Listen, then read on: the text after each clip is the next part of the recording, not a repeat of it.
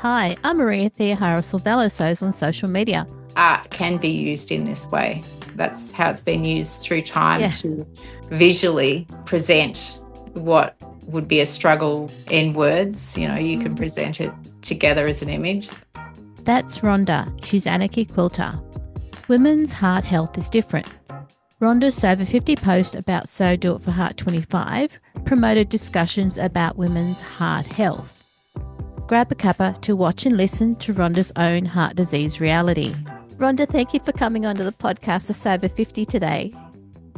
It's an absolute pleasure. It's wonderful to talk to you again, Maria. For people who are listening, Rhonda is wearing a lot of redness, a lot of dark color, like dark pinks as well. And she's sitting in front of her snakes and ladders quilt. Yeah, this one is all recycled fabrics and it's got an environmental theme. So you get to go up ladders if you do environmentally good things and down snakes if you're bad, like buy face fast fashion, go down a big snake. And you've entered that into shows. I've tried. I've got rejected twice, but I'm going to keep trying. It's large and it needs a bit of space to exhibit. And I Yeah, think it would even be a challenge for the Creswick Art Show. So even they might reject it. can only try. That's it. But I really hope it goes to Vic Quilter's showcase. Rhonda, I've known you through your sewing and your quilting. Today's episode, though, is actually quite important for people to listen to. So, can I open the floor to you?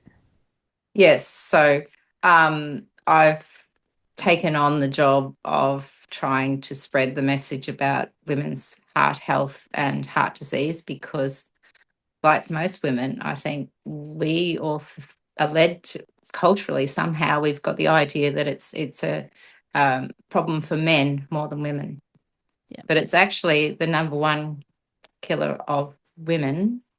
We also have quite different symptoms for heart attacks.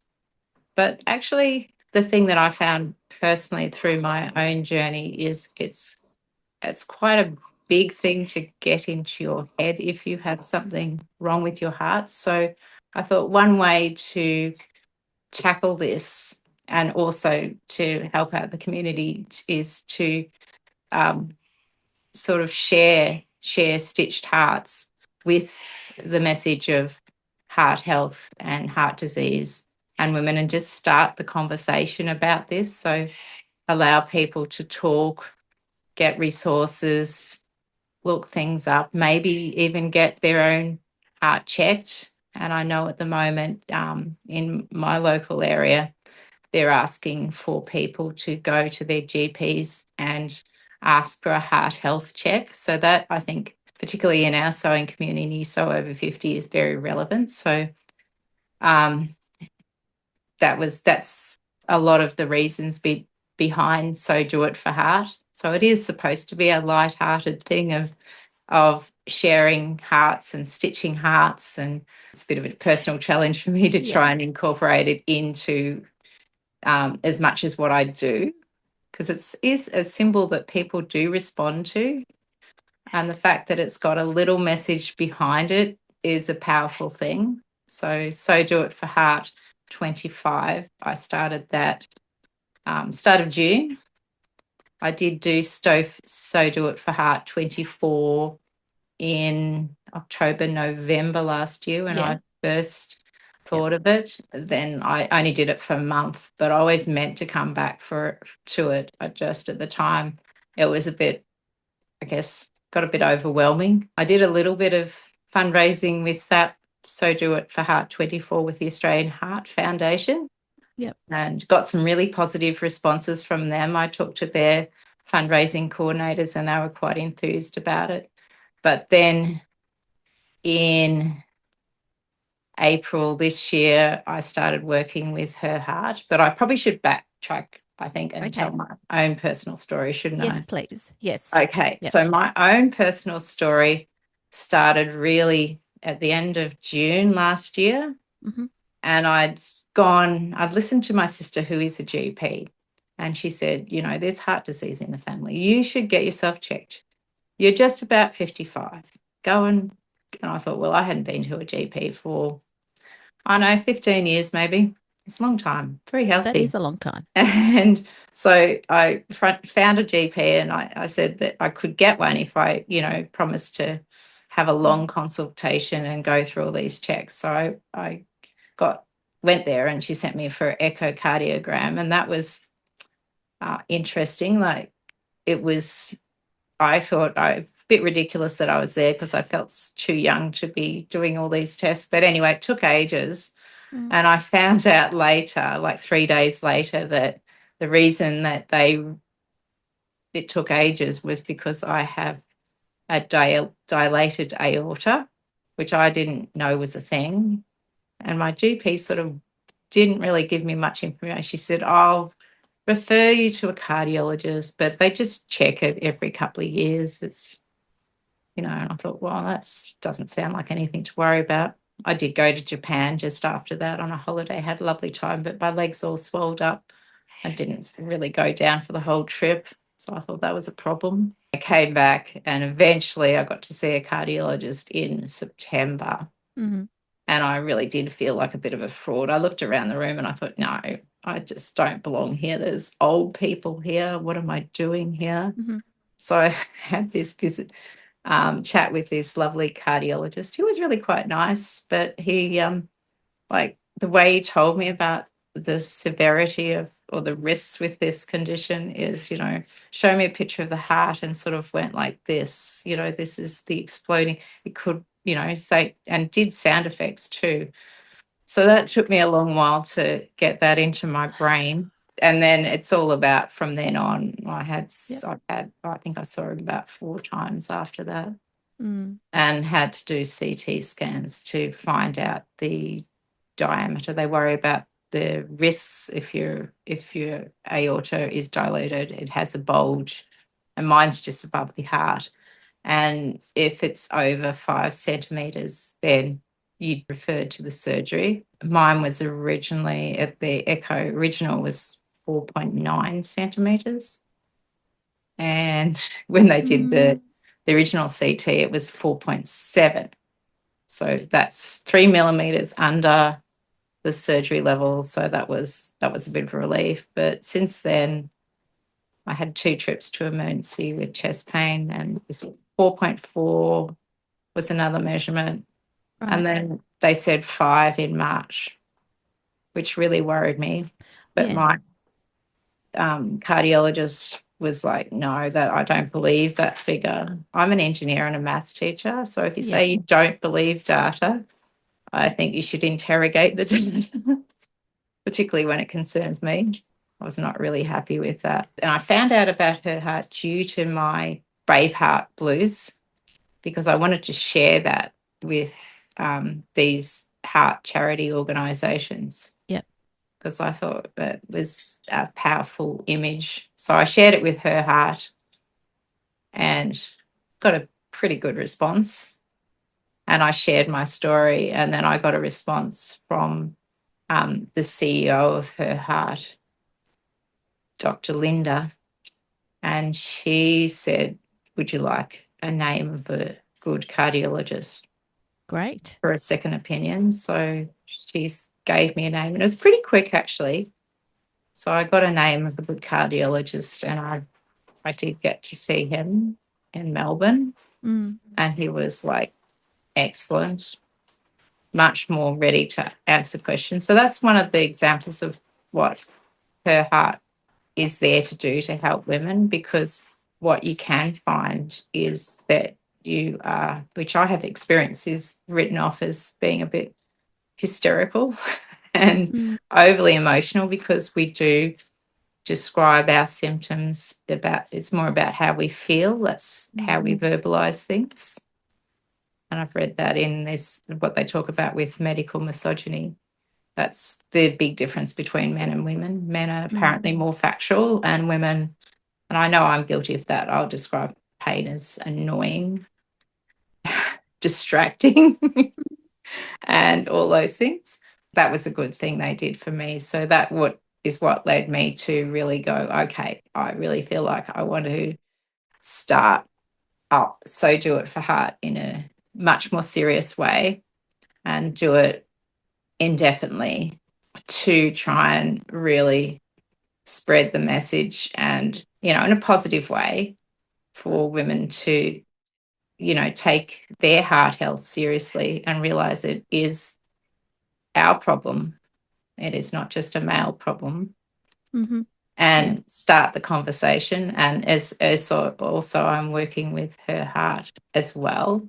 I'm actually been talking to their head of fundraising, as well as I've had conversations with Dr. Redika, who is the manager of her heart, as well as Dr. Linda. So we've got a few things apart from what I'm doing at the moment. And also last week you had a post on the Sober 50 account as well. Yes, which is brilliant. I mean, that was a really good way to show people in the community what it is that you're doing and how other sewers have been using the heart symbol in their clothing. Absolutely. And it's been fantastic to see. Like every time I see a heart being shared, it's a big smile. Mm-hmm. And, I'm straight away resharing it on my stories and putting it in another post. And I also post them in the Her Heart community group, Mm-hmm. which is quite a small group. But there's not a lot of interaction there, but always gets positive comments and, a little bit of joy back. Rhonda, tell us more about your involvement with Her Heart now that you've made that contact with them. The current thing I've just done with my open studio is to share their Gold for Good fundraising. What you do is you can put in an envelope. It's a prepaid envelope to send back to them, postage Yep. prepaid, and you send any unwanted silver or gold. It doesn't matter if it's orphan pairs of earrings or broken or whatever. So I gave away during my open studio 36 of those envelopes, which were very happily received. Okay. I don't expect everyone to use them, but people actually were really positive, went, oh, that's a good idea, particularly in my community, a lot of us, retirement age. So have a lot of unwanted jewelry that we may have inherited. So that's a really great fundraiser. And I think you can go on their website and they'll send you one if you wanted to do that. I also donated 10% of my sales, which ended up being $27 to them. In the future, there's a few things planned, and not all of them I'm allowed to talk about, but Okay. one of the things that we're going to do, and this is a bit of a teaser, is I had this idea for 100 heart block quilt, but I want it to be not just quilters putting a block forward. So a block in quilting terms is just a square. And the idea is you have one person do one square and get 100 of them together and stitch it into a quilt top and Right. then bat it up and back it and make it a quilt. So it's the age-old community quilt block, which quilting guilds do all the time. Right. But I thought on a bigger scale, and added to this, each quilt block has to be some sort of heart design. It can be painted, it just has to be fabric, but it can be painted or Mm-hmm. appliqued or pieced.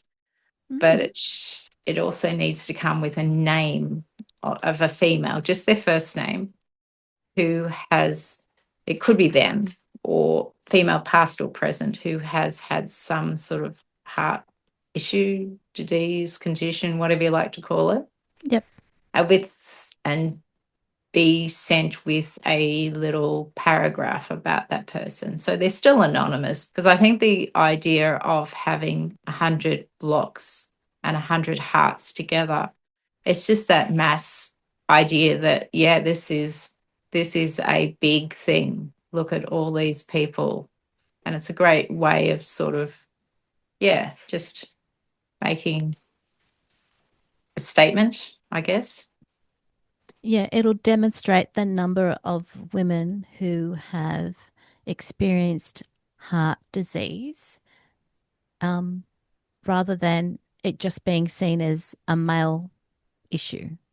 That's exactly right. So Yeah. it's a powerful thing, and I think, art can be used in this way. That's how it's been used through time Yeah. to visually Yeah. present what would be a struggle in words. You can Mm. present it together as an image. So that's the start of it. There's other things that we're talking about that'll be exciting. And I've spoken to a couple of people like quilters and sewers alike that I do know, and they've gone initially, oh, we just want to put your name on it.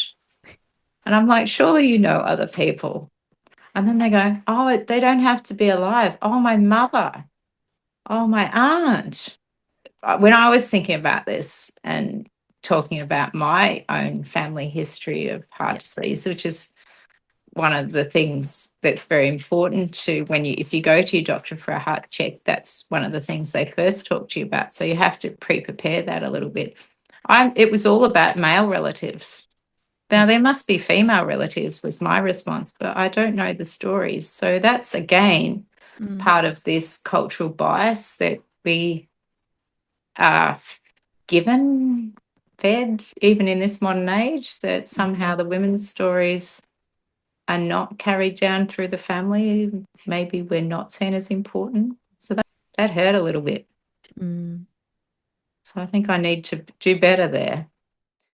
And that was the response from some of the other friends I've talked about too. They went, oh, Yeah. yeah, my mum, my grandma. Because I mean, everyone, I suppose, has to, if Yeah. they die of something, it's very highly likely that it probably is the heart at the end. From a personal perspective, you're saying that you should do better or whatever. And I'm sitting there Mm. thinking, I just want you to be well. Personally speaking, I just want you to be well and that you're getting good care, Yeah. and that we'll always see you.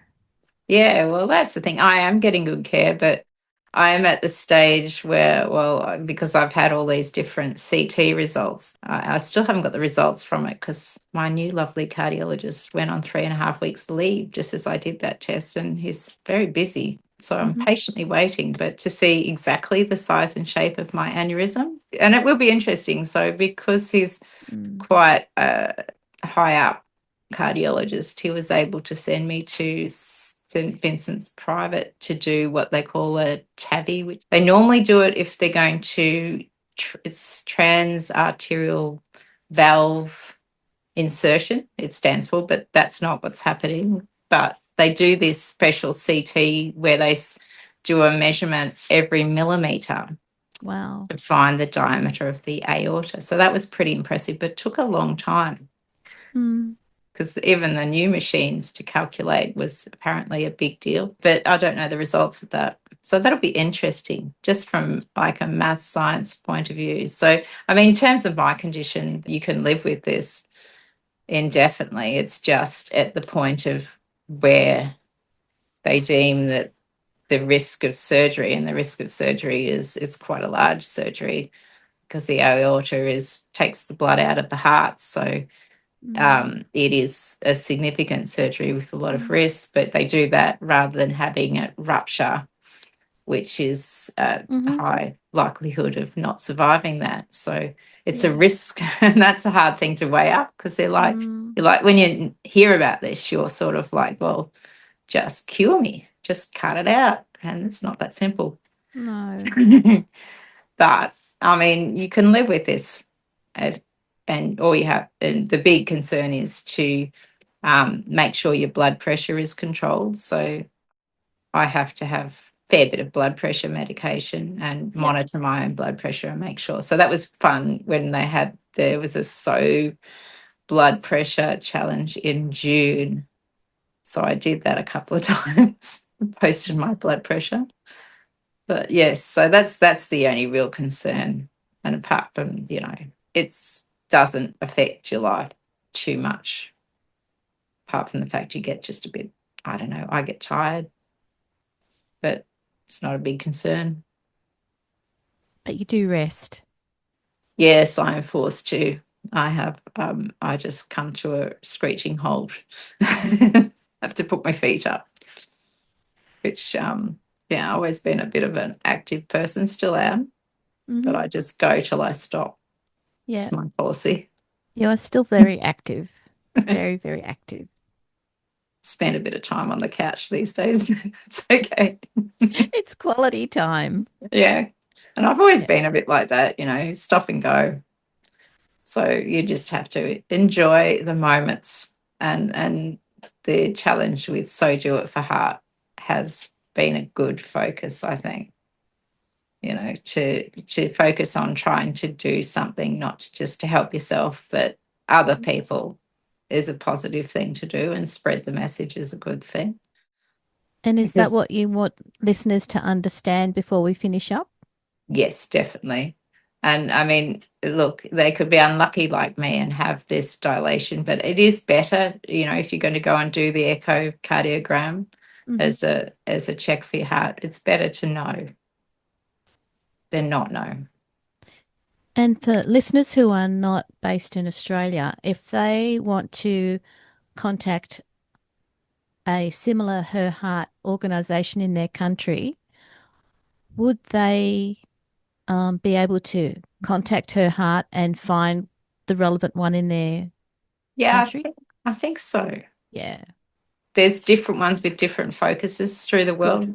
There's lots of heart organisations, not just Heart Foundation and Her Heart in Australia. There's Victor Trang and a few others, but Yep.